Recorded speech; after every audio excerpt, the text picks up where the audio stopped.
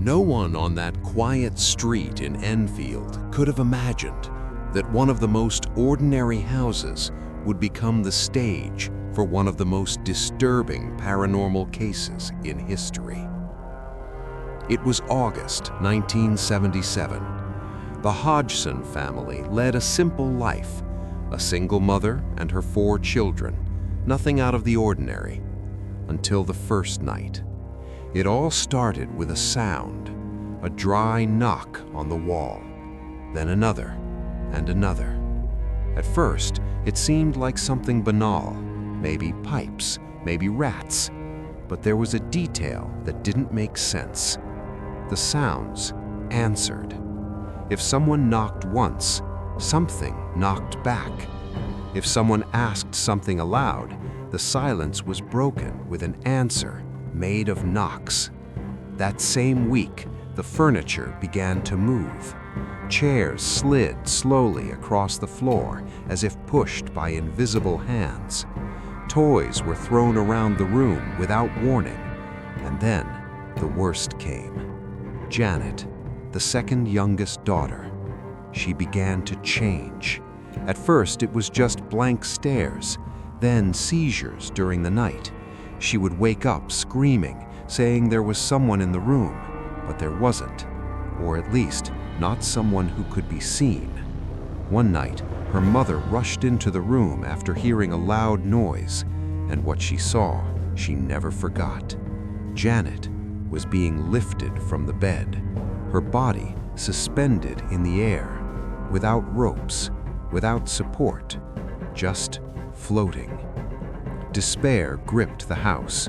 Not knowing what else to do, she called the police, and it was there that everything ceased to be just a family story. One of the police officers entered the room to investigate, and while observing the surroundings, a chair simply moved on its own across the floor as if pushed by something invisible. He saw it. Others saw it too. It was recorded, and suddenly the case spread. Journalists began to appear. Curious people gathered in front of the house, and experts in paranormal phenomena began to investigate. Among them, members of the Society for Psychical Research.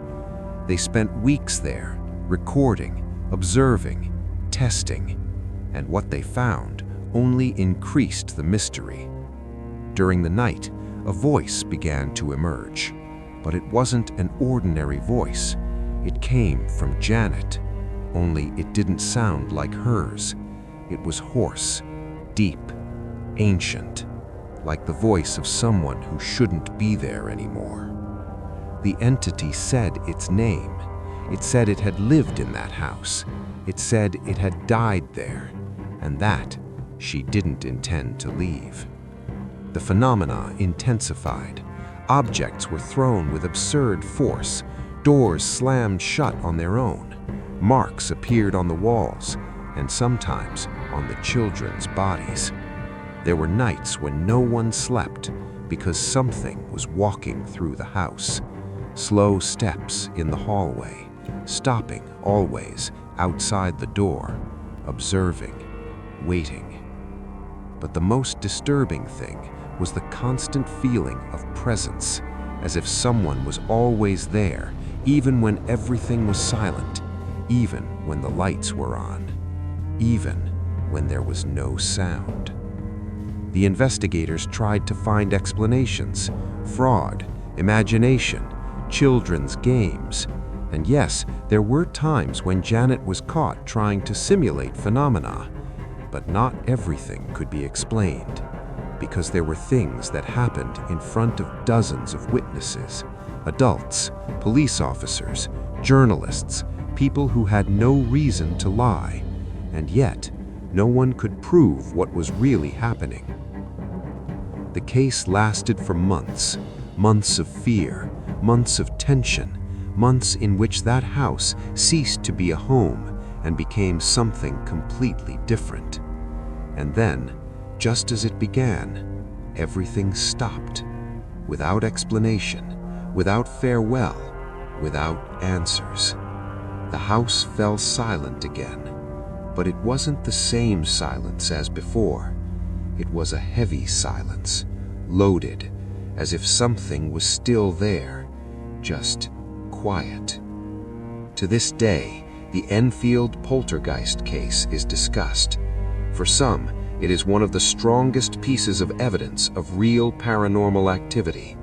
For others, an elaborate case of fraud. But there's one detail that continues to bother those who know this story.